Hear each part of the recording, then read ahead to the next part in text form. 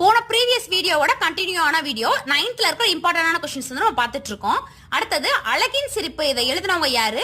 பாரதிதாசன்.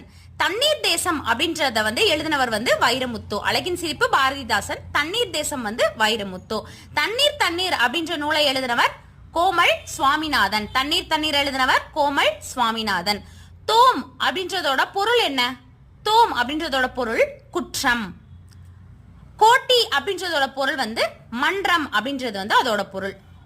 உண்டியும் உடையும் உரையுளும் அல்லது கண்டது இல், இந்த 3 வரும்போதே இது வந்து எந்த நூல்ல வரும் அப்படின்னு கண்டுபிடிச்சிடலாம். மணிமேகலையில வந்து வரும்.